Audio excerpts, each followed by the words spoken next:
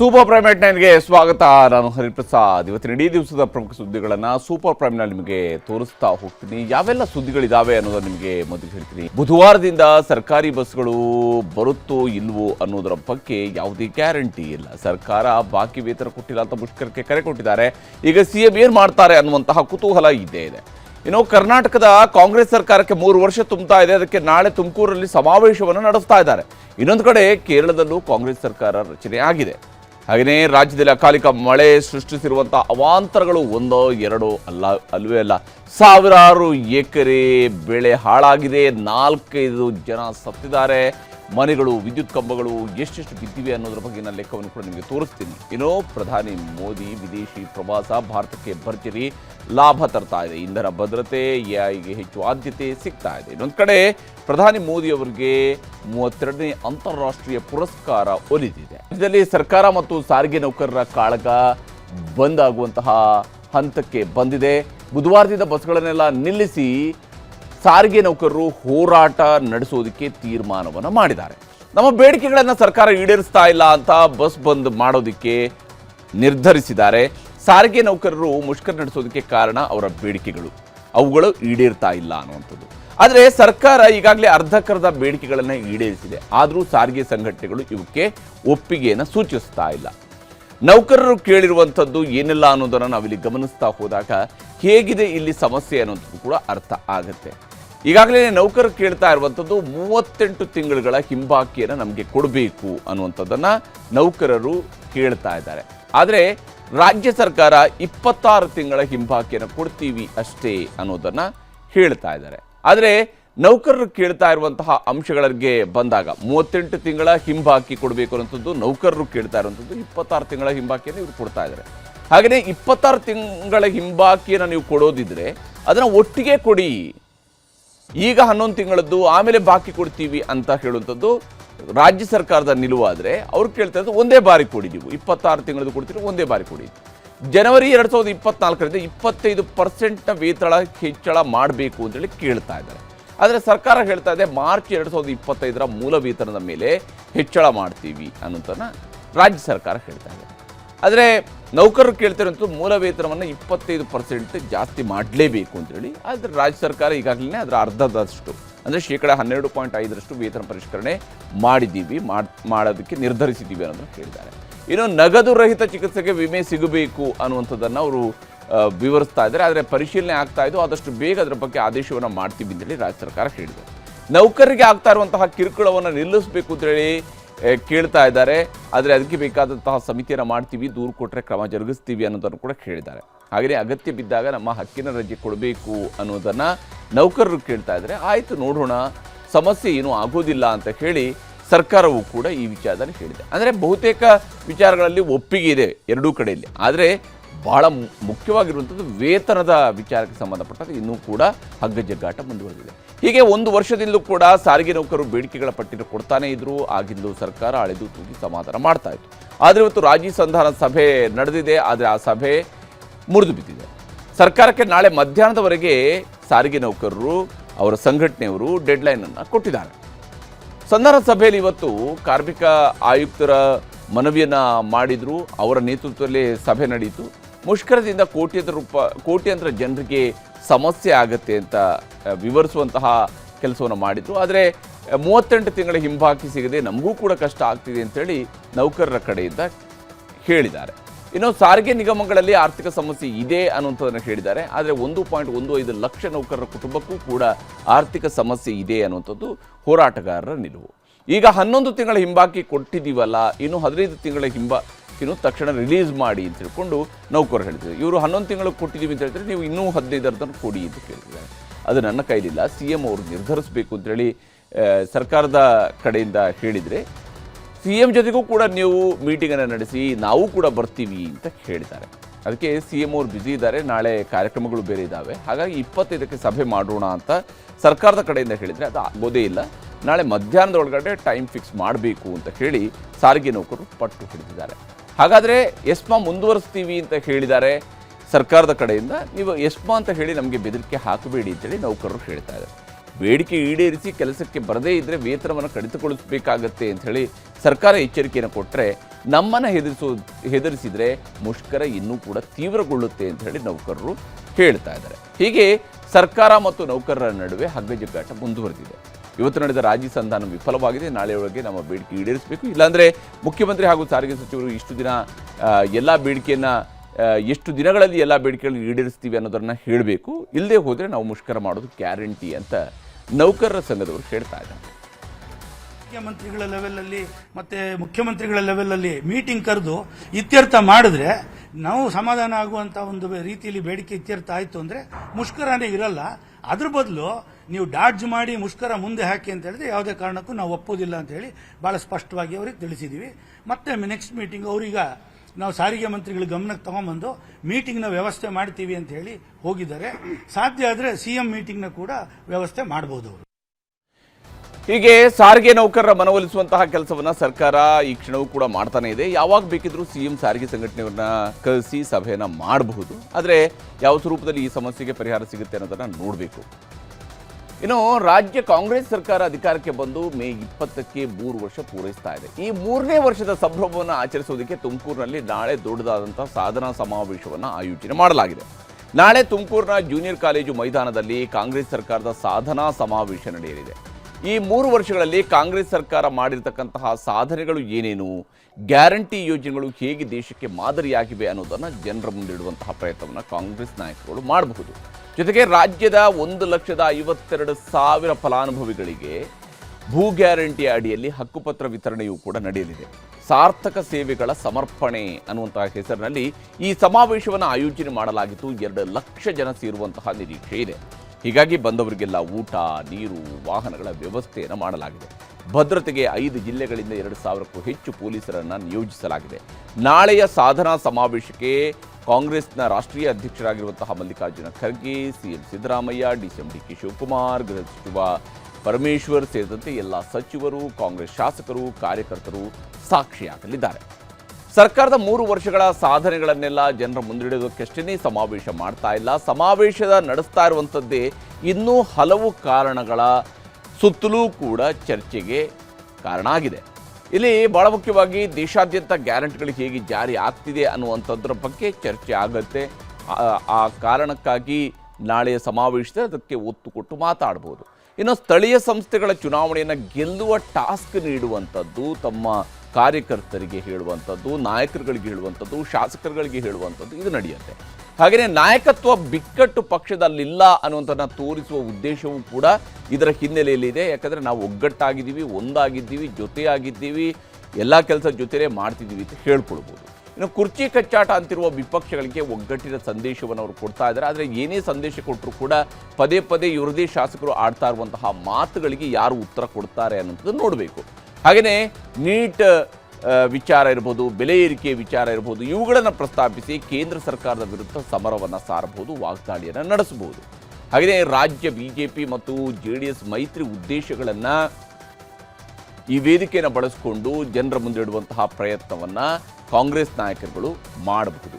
2028ರ ವಿಧಾನಸಭೆ ಚುನಾವಣೆ ಗೆಲ್ಲೋದಿಕ್ಕೂ ಕೂಡ ಇದೇ ನೀಲನಕ್ಷೆ ಆಗುತ್ತೆ ಅನ್ನುವಂಥದ್ದು ಕಾಂಗ್ರೆಸ್ ನಾಯಕರಲ್ಲಿರುವಂತಹ ವಿಶ್ವಾಸ.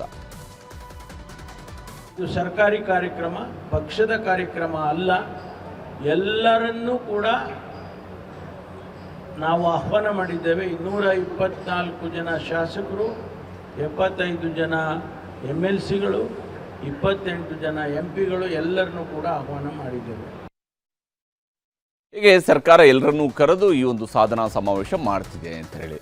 ಆದರೆ ಸರ್ಕಾರದ ಸಾಧನಾ ಸಮಾವೇಶಕ್ಕೆ 12 ಕೋಟಿ ಖರ್ಚು ಮಾಡಲಾಗಿದೆ. ಯಾರಿಗಾಗಿ ಇದೆಲ್ಲ ಅಂಥೇಳಿ ಪ್ರತಿಪಕ್ಷ ನಾಯಕ ಆರ್ ಅಶೋಕ್ ಅವರು ಪ್ರಶ್ನೆ ಮಾಡಿದ್ದಾರೆ. ಇದಕ್ಕೆ ಗೃಹ ಸಚಿವ ಡಾಕ್ಟರ್ ಜಿ ಪರಮೇಶ್ವರ್ ಅವರು ಉತ್ತರ ಕೊಟ್ಟಿದ್ದಾರೆ. ದುಡ್ಡು 12 ಕೋಟಿ ಯಾರ್ದು ಖರ್ಚು ಮಾಡ್ತಾ ಇರೋದು? ಸರ್ಕಾರದ. ಇದು ತನಿಖೆ ಆಗಬೇಕು. ಇದು ಸರ್ಕಾರ ದುಡ್ಡು ಯಾಕೆ ಕೊಡಬೇಕು? ಯಾರೋ ಮುಖ್ಯಮಂತ್ರಿ ಆಗೋಕ್ಕೆ, ಯಾವುದೋ ಸರ್ಕಾರ ಉಳಿಸ್ಕೊಳಕ್ಕೆ ಸಮಾವೇಶಗಳು ಮಾಡೋದಾದರೆ ಈ ಸರ್ಕಾರ ಈ 12 ಕೋಟಿ ದುಡ್ಡು ಯಾಕೆ ಕೊಡಬೇಕು? ಇದನ್ನು ರಾಜ್ಯದ ಜನ ಪ್ರಶ್ನೆ ಮಾಡ್ತಾ ಇದ್ದಾರೆ. ಈಗ ಜನನೂ ಕೂಡ ಪ್ರಶ್ನೆ ಮಾಡಬೇಕು, ಈ 12 ಕೋಟಿ ಯಾರ್ದು ದುಡ್ಡು, ಯಾಕೆ ಖರ್ಚು ಮಾಡ್ತಾ ಇದ್ದೀರಾ? ಅಂದರೆ ಇವರು ಪವರ್ ಶೇರಿಂಗ್ ಕಿತ್ತಾಟಕ್ಕೆ ಈ 12 ಕೋಟಿ ಖರ್ಚು. 3 ವರ್ಷದಲ್ಲಿ ಏನ್ರಿ ಮಾಡಿದ್ರಿ ಅಂತ ಈಗ ತಾವು ಹೇಳಿದಾಗೆ ಭಾರತೀಯ ಜನತಾ ಪಾರ್ಟಿ ಟೀಕೆ ಟಿಪ್ಪಣಿಗಳನ್ನು ಮಾಡಿದ್ದಾರೆ. 3 ವರ್ಷದಲ್ಲಿ ಏನು ಮಾಡಿದೆ ಈ ಸರ್ಕಾರ? ಅವ್ರಿಗೆ ಹೇಳಬೇಕಲ್ಲ, ನೋಡಪ್ಪ ಇದೆಲ್ಲ ಮಾಡಿದ್ದೀವಿ ನಾವು, ಇದನ್ನೆಲ್ಲ ಮಾಡಿದ್ದೀವಿ ಅಂತೇಳಿ ನಾವು ಅವ್ರಿಗೆ ಹೇಳಬೇಕು, ಇಡೀ ಜನತೆಗೆ ಹೇಳಬೇಕು, ಅವ್ರಿಗೂ ಗೊತ್ತಾಗುತ್ತೆ ಅವರು. ಹೀಗೆ ಇದನ್ನು ಜನರಿಗೆ ಹೇಳಬೇಕು, ಹಾಗಾಗಿ ನಾವು ಸಮಾವೇಶ ಮಾಡ್ತಿದ್ದೀವಿ ಅಂತ ಹೇಳಿದ್ದಾರೆ. ಇನ್ನು ತುಮಕೂರಿನ ನಾಳೆಯ ಸಮಾವೇಶದ ಉಸ್ತುವಾರಿ ವಹಿಸಿರುವಂಥದ್ದು ಗೃಹ ಸಚಿವ ಡಾಕ್ಟರ್ ಜಿ ಪರಮೇಶ್ವರ್ ಹಾಗೂ ಮಾಜಿ ಸಚಿವ KN ರಾಜಣ್ಣ. ತುಮಕೂರಿನಲ್ಲಿ ಈ ಹಿಂದೆ 2ನೇ ಅಹಿಂದ ಸಮಾವೇಶವನ್ನು ಸಿದ್ದರಾಮಯ್ಯನವರು ನಡೆಸಿದರು. ಇದೀಗ ಅದೇ ಸ್ಥಳದಲ್ಲಿ ಸಾಧನಾ ಸಮಾವೇಶ ಮಾಡುವ ಮೂಲಕ ಬಲ ಪ್ರದರ್ಶನಕ್ಕೂ ಕೂಡ ಪ್ಲಾನ್ ಮಾಡಿಕೊಂಡಿದ್ದಾರೆ ಅಂತ ಹೇಳಲಾಗ್ತಾ ಇದೆ.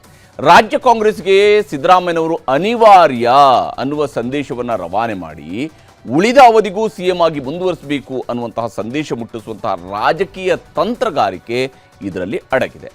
ಇನ್ನು ಸರ್ಕಾರದ ಸಾಧನಾ ಸಮಾವೇಶಕ್ಕೆ 12 ಕೋಟಿ ರೂಪಾಯಿ ಖರ್ಚು ಮಾಡಿದ್ದಾರೆ. ಯಾರಿಗಾಗಿದೆಲ್ಲ ಅನ್ನುವಂತಹ ಪ್ರಶ್ನೆಗಳಿಗೆ ಉತ್ತರಗಳನ್ನು ಕೊಡಲಾಗಿದೆ. ಈ ಮಧ್ಯೆ ಮಾಜಿ ಸಚಿವ KN ರಾಜಣ್ಣ ಹೊಸ ಬಾಂಬ್ ಸಿಡಿಸಿದ್ದಾರೆ. CM ಬದಲಾವಣೆ ಮಾಡೋದೇ ಆದರೆ ಪರಮೇಶ್ವರ್ಗೆ ಕೊಡಬೇಕು, ಪರಮೇಶ್ವರ್ ಅವ್ರನ್ನೇ ಮುಖ್ಯಮಂತ್ರಿ ಮಾಡಬೇಕು, ಅವರ ಹಳೆ ಕೂಲಿ ಬಾಕಿ ಇದೆ ಅಂತ ಪರಮೇಶ್ವರ್ ಪರವಾಗಿ ಬ್ಯಾಟ್ ಬೀಸಿದ್ದಾರೆ. ಮುಂದೆ ಸಿದ್ದರಾಮಯ್ಯನವ್ರು ಏನೋ ಬದಲಾವಣೆ ಆದರೆ ಪರಮೇಶ್ವರೇ ಮುಖ್ಯಮಂತ್ರಿ ಆಗಬೇಕು ಅನ್ನೋರು ನಾವು. ಇನ್ನೇನಾಗಬೇಕು? ಹೌದು, ಹಿಂದೆ 8 ವರ್ಷ ಇರಲಿಲ್ವ ಅವರು ಅಧ್ಯಕ್ಷರಾಗಿ? ಅವರು ಕೆಲಸ ಮಾಡಲಿಲ್ವಾ? ಅವರು 13ರಲ್ಲಿ ಗೆದ್ದಿದ್ರೆ ಅವರೇ ಚೀಫ್ ಮಿನಿಸ್ಟರ್ ಆಗೋರು. ಅವ್ರು ಗೆಲ್ಲಿಲ್ಲ ಅವಾಗ. ಈಗ ಅದು ಹಳೆ ಕೂಲಿ ಅವ್ರದ್ದು ಬಾಕಿ ಐತಲ್ಲ. ನಮ್ಮ ಆ ಪಕ್ಷದ ವಿಚಾರಗಳು ನಾನೀಗ ಮಾತಾಡಕ್ಕೆ ಹೋಗಲ್ಲ. ಒಂದೇ ಮಾತಿನಲ್ಲಿ ಹೇಳ್ತೀನಿ, ನಮ್ಮ ಪಕ್ಷದ ಆಂತರಿಕ ವಿಚಾರದಲ್ಲಿ ನಮ್ಮ ಹೈಕಮಾಂಡು ಭಾಳ ಪವರ್ಫುಲ್ ಆಗಿರೋ ಹೈಕಮಾಂಡ್ ಕಾಂಗ್ರೆಸ್ ಇದ್ದು. Congress high command is a very powerful high command, ಅದು ತೀರ್ಮಾನ ಮಾಡ್ತಾರೆ. ಹೀಗೆ ಏನೇ ಇದ್ರೂ ಕೂಡ ಕಾಂಗ್ರೆಸ್ ಹೈಕಮಾಂಡ್ ತೀರ್ಮಾನವನ್ನು ಕೈಗೊಳ್ಳುತ್ತೆ ಅನ್ನುವಂಥ ಮಾತುಗಳನ್ನು ಹೇಳ್ತಾ ಇದ್ದಾರೆ. ಆದರೆ ಶೀಘ್ರದಲ್ಲೇ CM ಹಾಗೂ DCM ಇಬ್ಬರನ್ನು ಕೂಡ ದೆಹಲಿಗೆ ಕರೆಸಿಕೊಳ್ಳೋದಕ್ಕೂ ಕೂಡ ಹೈಕಮಾಂಡ್ ಕಡೆಯಿಂದ ಇವತ್ತೊಂದು ಸಂದೇಶ ಸಿಕ್ಕಿದೆ. ಕೇರಳದಲ್ಲಿ ಇವತ್ತು ಅಲ್ಲಿನ ಮುಖ್ಯಮಂತ್ರಿಯವರ ಪದಗ್ರಹಣ ಕಾರ್ಯಕ್ರಮ ಭಾಳ ಅದ್ಧೂರಿಯಾಗಿ ನಡೆದಿದೆ.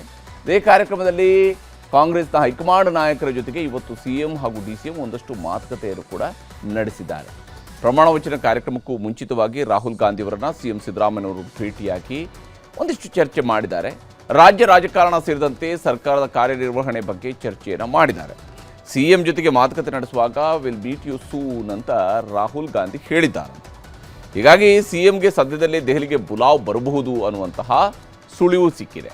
CM ಹಾಗೂ DCM ಇಬ್ಬರನ್ನೂ ಕೂಡ ಕರೆಸಿಕೊಂಡು ಕುರ್ಚಿ ಕಚ್ಚಾಟಕ್ಕೆ ಬ್ರೇಕ್ ಹಾಕುವುದಕ್ಕೆ ಹೈಕಮಾಂಡ್ ಕೂಡ ತೀರ್ಮಾನಿಸಿದಂತೆ ಕಾಣ್ತಾ ಇದೆ. ಯಾಕಂದರೆ ಅವರು ಕೂಡ ಕಳೆದ 6 ತಿಂಗಳು 8 ತಿಂಗಳಿಂದ ಇದನ್ನೆಲ್ಲ ಬಹಳ ತೀವ್ರವಾಗಿ ನೋಡ್ತಾ ಇದ್ದಾರೆ. ಜೊತೆಗೆ ಸಂಪುಟ ಪುನರ್ರಚನೆ ಬಗ್ಗೆಯೂ ಕೂಡ ನಿರ್ಧಾರ ಆಗುವಂತಹ ಸಾಧ್ಯತೆ ಇದೆ.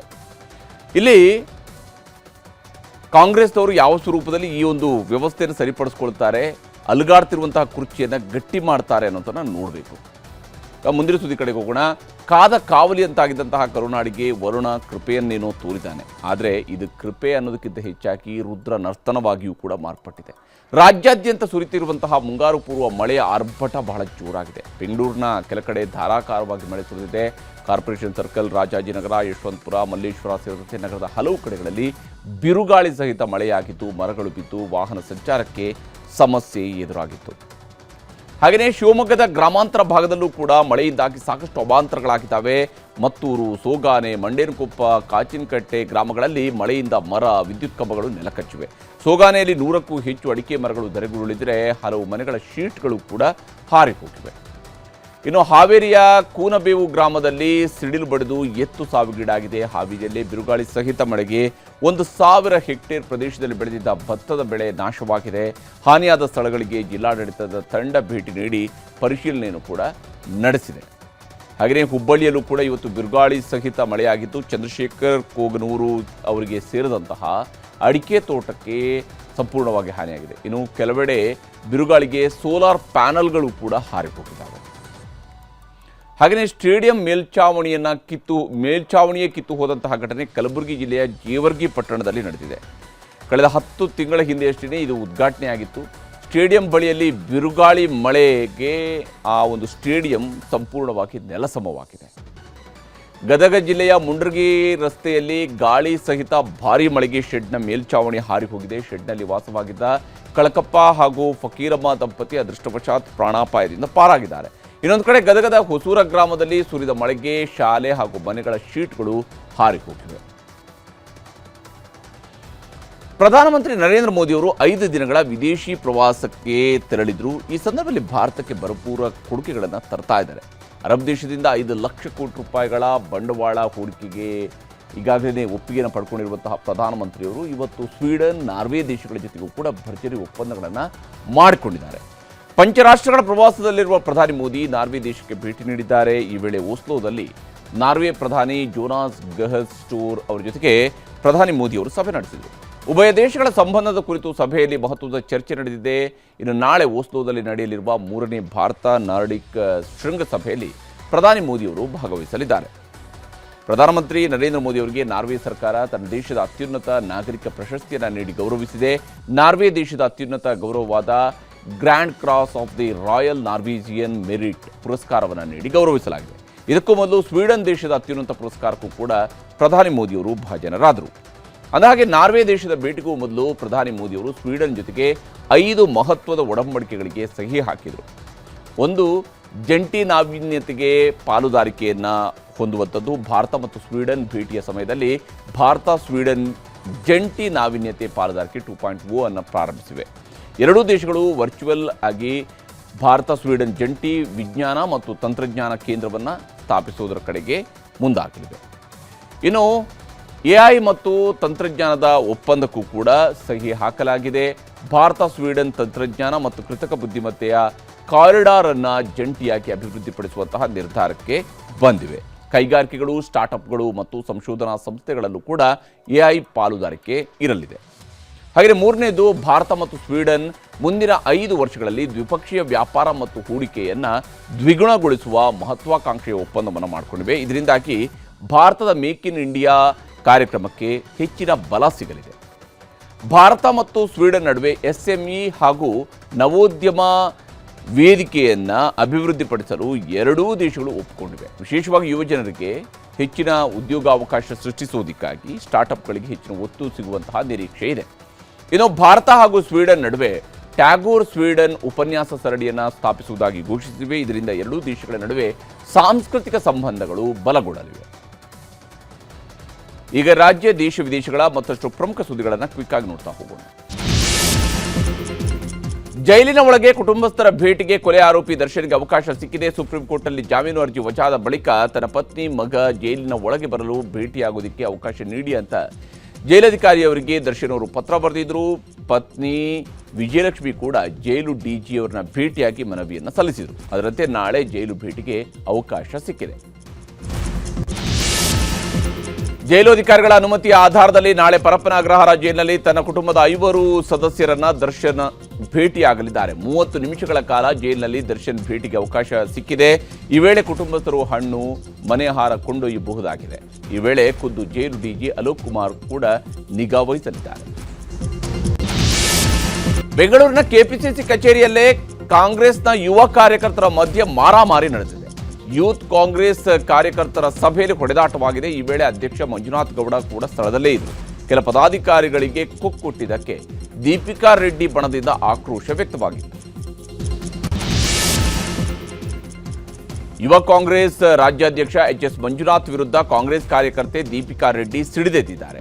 ಹುದ್ದೆ ತಡೆ ಹಿಡಿದಿದ್ದಕ್ಕೆ ಮಂಜುನಾಥ್ ವಿರುದ್ಧ ದೀಪಿಕಾ ರೆಡ್ಡಿ ಗರಂ ಆಗಿದ್ದಾರೆ. ಸ್ತ್ರೀ ದ್ವೇಷದ ಪಿತೂರಿಗೆ ಮೌನವಾಗುವುದಿಲ್ಲ, ಸೇಡಿನ ರಾಜಕೀಯ ಮಾಡ್ತಾ ಇದ್ದಾರೆ HS ಮಂಜುನಾಥ್ ಅಂತ ಗಂಭೀರ ಆರೋಪ ಮಾಡಿದ್ದಾರೆ.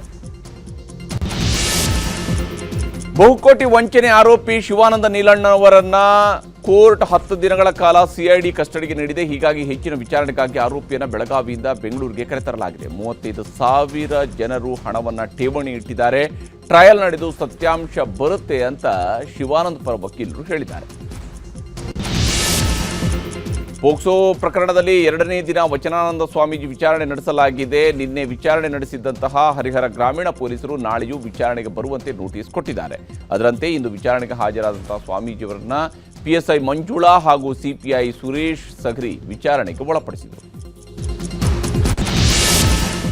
ಮಲೆನಾಡು ಚಿಕ್ಕಮಗಳೂರು ಜಿಲ್ಲೆಯ ಬಯಲುಸೀಮೆ ಭಾಗದ ರೈತರ ದಶಕದ ಕನಸು ನನಸಾಗಿದೆ. ಬರಪೀಡಿತ ಕಡೂರು ತಾಲೂಕಿನ 118 ಕೆರೆಗಳಿಗೆ ಭದ್ರಾ ನದಿ ನೀರು ಹರಿಸುವ ಪ್ರಕ್ರಿಯೆ ಯಶಸ್ವಿಯಾಗಿದೆ. ಇದಕ್ಕಾಗಿ ಸತತ 9 ವರ್ಷಗಳಿಂದ ಕಾಮಗಾರಿ ನಡೆಸಲಾಗಿತ್ತು. ದೆಹಲಿಯಲ್ಲಿ ಆಮ್ ಆದ್ಮಿ ಪಕ್ಷದ ನಾಯಕ ದೀಪಕ್ ಸಿಂಗ್ಲಾ ಅವರನ್ನ ಇಡಿ ಬಂಧಿಸಿದೆ. ಬ್ಯಾಂಕ್ಗೆ ವಂಚನೆ ಮಾಡಿದ ಪ್ರಕರಣಕ್ಕೆ ಸಂಬಂಧಿಸಿದಂತೆ ಬೆಳಗ್ಗೆ ಆಮ್ ಆದ್ಮಿ ಪಕ್ಷದ ನಾಯಕ ದೀಪಕ್ ಸಿಂಗ್ಲಾ ಅವರ ನಿವಾಸದ ಮೇಲೆ ಇಡಿ ದಾಳಿ ನಡೆಸಿತ್ತು. ಸಂಜೆ ವೇಳೆಗೆ ದೀಪಕ್ ಸಿಂಗ್ಲಾರನ್ನ ಇಡಿ ಅಧಿಕಾರಿಗಳು ಬಂಧಿಸಿ ವಿಚಾರಣೆಗೆ ನಡೆಸುತ್ತಿದ್ದಾರೆ. ಪಶ್ಚಿಮ ಬಂಗಾಳದಲ್ಲಿ ಚುನಾವಣೆ ಭರವಸೆಗಳನ್ನು ಈಡೇರಿಸಲು ಬಿಜೆಪಿ ಸರ್ಕಾರ ಅನುಮೋದನೆ ನೀಡಿದೆ. ಜೂನ್ 1ರಿಂದ ಮಹಿಳೆಯರಿಗೆ ಮಾಸಿಕ 3,000 ರೂಪಾಯಿಯ ಸಹಾಯಧನ ಅವರ ಖಾತೆಗಳಿಗೆ ಜಮೆಯಾಗಲಿದೆ. ಅಂದಿನಿಂದಲೇ ರಾಜ್ಯದ ಸರ್ಕಾರಿ ಬಸ್ಗಳಲ್ಲಿ ಮಹಿಳೆಯರಿಗೆ ಉಚಿತ ಪ್ರಯಾಣದ ಯೋಜನೆ ಕೂಡ ಜಾರಿಗೆ ಬರಲಿದೆ. ನೀಟ್ ಪ್ರಶ್ನೆ ಪತ್ರಿಕೆ ಸೋರಿಕೆ ಪ್ರಕರಣದಲ್ಲಿ ಮತ್ತೊಬ್ಬ ಆರೋಪಿಯ ಬಂಧನವಾಗಿದೆ. ಮಹಾರಾಷ್ಟ್ರದ ಲಾತೂರ್ನಲ್ಲಿರುವ ರೇಣುಕೈ ಕೆಮಿಸ್ಟ್ರಿ ಕ್ಲಾಸಸ್ ಸ್ಥಾಪಕ ಶಿವರಾಜ್ ರಘುನಾಥ್ ಮೋಟೆಗಾಂವ್ಕರ್ ಎಂಬಾತನನ್ನ ಸಿಬಿಐ ಬಂಧಿಸಿದೆ. ನೀಟ್ ಕೋಚಿಂಗ್ ಸೆಂಟರ್ ಸ್ಥಾಪಕನಾಗಿರುವ ಈತ ರಸಾಯನಶಾಸ್ತ್ರದ ಪ್ರಶ್ನೆ ಪತ್ರಿಕೆ ಸೋರಿಕೆ ಮಾಡಿ ಹಂಚಿದ್ದ. ಕೆಲ ದಿನಗಳಿಂದ ತಣ್ಣಗಾಗಿದ್ದ ಇರಾನ್ ಮತ್ತು ಅಮೆರಿಕ ಇಸ್ರೇಲ್ ನಡುವಿನ ಸಂಘರ್ಷ ಮತ್ತೆ ತೀವ್ರ ಸ್ವರೂಪವನ್ನು ಪಡ್ಕೊಂಡಿದೆ. ಇದೇ ವಾರ ಇರಾನ್ ಮೇಲೆ ದಾಳಿ ಪುನರಾರಂಭಕ್ಕೆ ಅಮೆರಿಕ ಹಾಗೂ ಇಸ್ರೇಲ್ ಸಿದ್ಧತೆ ಮಾಡಿಕೊಂಡಿವೆಯಂತೆ. ಈ ಮಧ್ಯೆ ಜರ್ಮನಿಯ ನೆಲಗಳಿಂದ ಅಪಾರ ಪ್ರಮಾಣದ ಶಸ್ತ್ರಾಸ್ತ್ರ ಮದ್ದುಗುಂಡುಗಳನ್ನು ಟೆಲ್ ಅವೀವ್ಗೆ ತಂದು ಇಳಿಸಲಾಗಿದೆ ಅಂತ ಹೇಳಲಾಗಿದೆ. ಮಧ್ಯಪ್ರಾಚ್ಯದ ಉದ್ವಿಗ್ನತೆ ಮಧ್ಯೆ ಪಾಕಿಸ್ತಾನ ಸೌದಿ ಅರೇಬಿಯಾಗೆ 8,000 ಸೈನಿಕರನ್ನ ಕಳುಹಿಸಿಕೊಟ್ಟಿದೆ. ಜೊತೆಗೆ ಒಂದು ಯುದ್ಧ ವಿಮಾನ ಸ್ಕ್ವಾಡ್ರನ್ ಹಾಗೂ ವಾಯು ರಕ್ಷಣಾ ವ್ಯವಸ್ಥೆಯನ್ನು ಕಳಿಸಿದೆ. ಈ ನಿಯೋಜನೆಯಲ್ಲಿನ ಪಾಕಿಸ್ತಾನಿ ಸಿಬ್ಬಂದಿ ನಿರ್ವಹಣಾ ವೆಚ್ಚವನ್ನು ಸೌದಿ ಅರೇಬಿಯಾ ಸರ್ಕಾರವೇ ಭರಿಸಲಿದೆ. ರಷ್ಯಾದ ಕಚ್ಚಾ ತೈಲದ ಮೇಲಿದ್ದ ನಿರ್ಬಂಧಗಳ ವಿನಾಯಿತಿ ವಿಸ್ತರಣೆಗೆ ಅಮೆರಿಕ ನಿರಾಕರಿಸಿದೆ. ಹಾರ್ಮುಜ್ ಜಲಸಂಧಿ ಸಂಘರ್ಷದ ನಂತರ ಭಾರತ ಸೇರಿ ಹಲವು ದೇಶಗಳಿಗೆ ರಷ್ಯಾದಿಂದ ತೈಲ ಖರೀದಿಗೆ 1 ತಿಂಗಳ ವಿನಾಯಿತಿಯನ್ನು ನೀಡಲಾಗಿತ್ತು. ಆದ್ರೀಗ ವಿನಾಯಿತಿ ಕೊನೆಗೊಂಡಿದೆ. ಇನ್ನು ತೈಲ ವಿನಾಯಿತಿ ತೆರವಿಗೆ ಅಮೆರಿಕ ಒಪ್ಪಿದೆ ಅಂತ ಇರಾನ್ ಹೇಳಿಕೊಂಡಿದೆ. ಆದರೆ ಅಮೆರಿಕ ಇದನ್ನು ದೃಢಪಡಿಸಿಲ್ಲ. ರಷ್ಯಾದಲ್ಲಿ ಉಕ್ರೇನ್ ನಡೆಸಿದ ಡ್ರೋನ್ ದಾಳಿಯಲ್ಲಿ ಭಾರತೀಯ ಮೂಲದ ಯುವಕ ಮೃತಪಟ್ಟಿದ್ದಾನೆ. ಒಡಿಶಾದ ಗಂಜಾಂ ಮೂಲದ ರಾಮಯ್ಯ ಮೃತ ವ್ಯಕ್ತಿ. ಉದ್ಯೋಗ ಹುಡುಕಿಕೊಂಡು ಕಳೆದ ತಿಂಗಳಷ್ಟೇ ರಷ್ಯಾದ ಮಾಸ್ಕೋಗೆ ಹೋಗಿದ್ದರು. ಮಾಸ್ಕೋದಲ್ಲಿ ನಡೆದ ಡ್ರೋನ್ ದಾಳಿಯಲ್ಲಿ ರಾಮಯ್ಯ ಮೃತಪಟ್ಟಿದ್ದಾರೆ. ಅಮೆರಿಕದ ಮೌಂಟೇನ್ ಹೋಮ್ ಏರ್ಫೋರ್ಸ್ ಬೇಸ್ನಲ್ಲಿ ವೈಮಾನಿಕ ಪ್ರದರ್ಶನದ ವೇಳೆ ಅನಾಹುತವೊಂದು ಸಂಭವಿಸಿದೆ. EA-18 ಫೈಟರ್ ಜೆಟ್ಗಳ ನಡುವೆ ಡಿಕ್ಕಿಯಾಗಿದ್ದು 2 ಜೆಟ್ಗಳು ಪತನಗೊಂಡಿವೆ. ಅದೃಷ್ಟವಶಾತ್ ಜೆಟ್ನಲ್ಲಿದ್ದ 4 ಪ್ಯಾರಾಚೂಟ್ ಮೂಲಕ ಹಾರಿ ಪ್ರಾಣ ಉಳಿಸಿಕೊಂಡಿದ್ದಾರೆ. ನೆಬ್ರಸ್ಕಾದಲ್ಲಿ ಕಂಡು ಕೇಳರಿಯದ ಭೀಕರ ಸುಂಟರಗಾಳಿ ಬೀಸಿದೆ. ರೌದ್ರ ರೂಪ ಪಡೆದು ಬೀಸಿರುವಂತಹ ಬಿರುಗಾಳಿ ಇಡೀ ಊರುಗಳನ್ನೇ ನಾಮಾವಶೇಷ ಮಾಡಿಬಿಟ್ಟಿದೆ. ಸುಂಟರಗಾಳಿಯ ದೃಶ್ಯ ಕ್ಯಾಮೆರಾದಲ್ಲಿ ಸೆರೆಯಾಗಿದ್ದು ಬೆಚ್ಚಿ ಬೀಳಿಸುವಂತಿದೆ.